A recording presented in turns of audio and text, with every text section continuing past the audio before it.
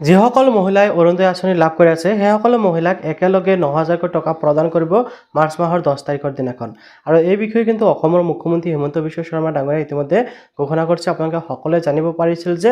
ফেব্ৰুৱাৰী ২০ তাৰিখৰ দিনাখন ৮,০০০ টকা দিব বুলি কৈছিল, কিন্তু ডেটটো চেঞ্জ কৰি আকৌ কি কৰিলে ১০ মাৰ্চলৈ লৈ গ'ল আৰু টকা ১,০০০ বঢ়াই দি ৯,০০০ কৰিলে। এতিয়া আপোনালোকে যদি এই ৯,০০০ টকাটো পাব বিচাৰে তেনে ক্ষেত্ৰত আপোনাৰ বেংক একাউণ্টৰ সৈতে ডিবিটি লিংক থাকিব লাগিব, অৰ্থাৎ আপোনাৰ আধাৰ কাৰ্ডটো লিংক হৈ থাকিবলৈ। তো প্ৰথমতে আপোনালোকৰ বেংক একাউণ্টৰ সৈতে আধাৰ কাৰ্ডখন লিংক হৈ আছে নাই, কেনেকৈ চেক কৰিব পাৰিব সেই বিষয়ে জনাম। ইয়াৰ লগতে যদি আপোনালোকৰ বেংক একাউণ্টতে আধাৰ কাৰ্ডখন লিংক হৈ থকা নাই তেনে ক্ষেত্ৰত কেনেকৈ আপোনালোকে ঘৰত বহি অনলাইন যোগে বেংক একাউণ্টতে আধাৰ কাৰ্ডখন লিংক কৰাব পাৰিব সেয়াও কিন্তু এই ভিডিঅ'ৰ জৰিয়তে আপোনালোকক দেখুৱাম। অৰ্থাৎ মই আপোনালোকক দুয়োটা ষ্টেপ কমপ্লিট কৰি দিম। প্ৰথমতে আপোনালোকক দেখুৱাম যে আপোনালোকৰ বেংক একাউণ্টতে আধাৰ কাৰ্ড লিংক হৈ আছে নাই, আৰু যদি লিংক হৈ আছে তেনে ক্ষেত্ৰত কোনটো লিংক হৈ আছে, আৰু দ্বিতীয়তে দেখুৱাম যদি বাই চান্স লিংক হৈ থকা নাই তেনে ক্ষেত্ৰত আপুনি ঘৰত বহি মোবাইলটো ব্যৱহাৰ কৰি কেনেকৈ অনলাইন যোগে লিংক কৰাই ল'ব পাৰিব। প্ৰথমতে চাওক, আপোনালোকে আপোনালোকৰ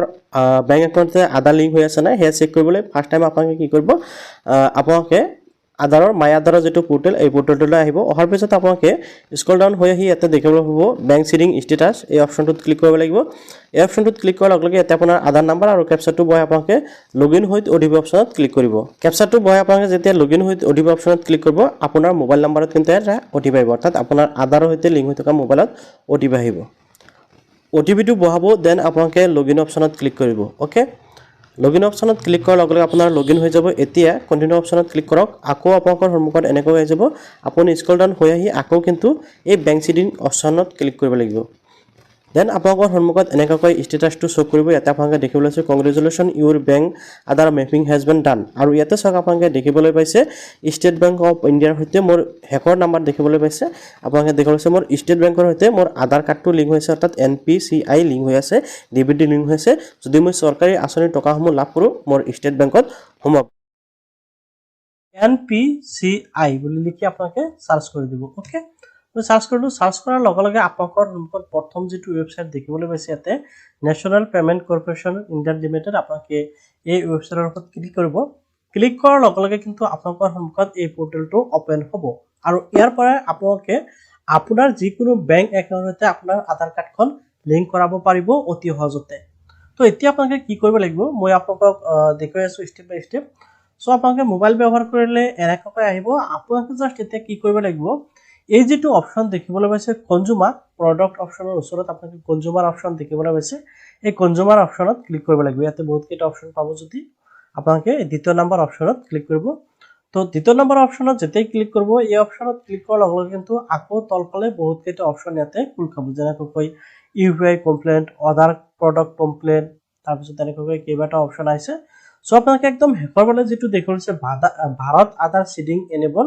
আপোনালোকে ইয়াৰ ওপৰত ক্লিক কৰিব লাগিব। অ'কে, ইয়াৰ ওপৰত যেতিয়াই ক্লিক কৰিব আপোনালোকৰ সন্মুখত নতুন এটা পেজ অপেন হ'ব, নতুন এটা চিষ্টেম আহি যাব, আৰু ইয়াৰ পৰা আপোনালোকে কি কৰিব লাগিব, আপোনাৰ আধাৰ কাৰ্ডখন আপোনাৰ বেংক একাউণ্টৰ সৈতে লিংক কৰিব পাৰিব। তো ইয়াতে চাওক এখন নটিফিকেশ্যন দেখিবলৈ পাইছে বা মেছেজ এটা দেখিবলৈ পাইছে, welcome to Bharat Aadhaar seeding enable, আপোনালোকে এনেকুৱাকৈ দেখিবলৈ পাব। ঠিক আছে, আৰু ওপৰফালে এটা আপোনালোকে সেশন দেখিবলৈ পাব, টাইম সেশন, যিটো আপোনাৰ 8 মিনিট সময় দিব, আৰু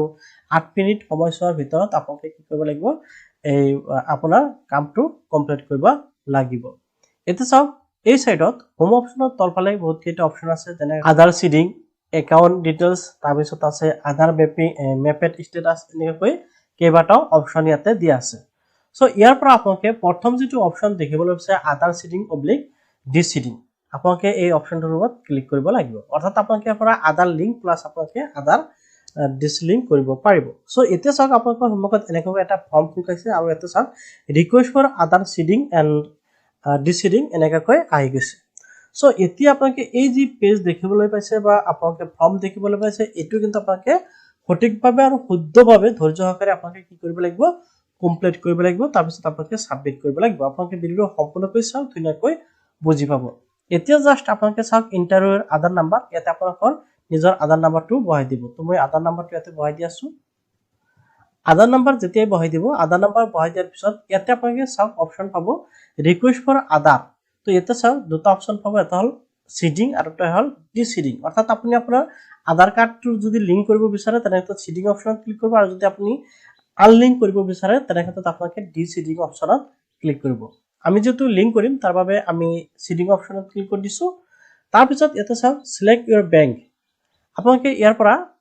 আপোনাৰ যোনটো বেংক হয় আপোনালোকে বেংকটো সিলেক্ট কৰিব লাগিব আৰু বৰ্তমান কিন্তু আপোনালোকে প্ৰায় প্ৰত্যেকটো বেংক ইয়াতে अवेलेबल দেখিবলৈ পাব তো মই ইয়াৰ পৰা ষ্টেট বেংকটো বিচাৰি উলাম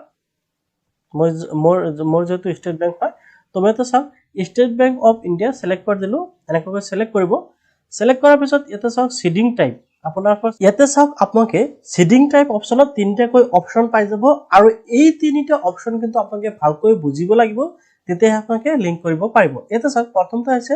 ফ্ৰেছ সিডিং অৰ্থাৎ যদি আপোনাৰ বেংক একাউণ্টৰ সৈতে অৰ্থাৎ আপোনাৰ আধাৰ কাৰ্ডৰ সৈতে কোনো বেংক একাউণ্টৰ এতিয়ালৈকে লিংক হোৱা নাই তেনে ক্ষেত্ৰত আপোনালোকে ডাইৰেক্ট ফ্ৰেছ সিডিং অপচনত ক্লিক কৰিব পাৰে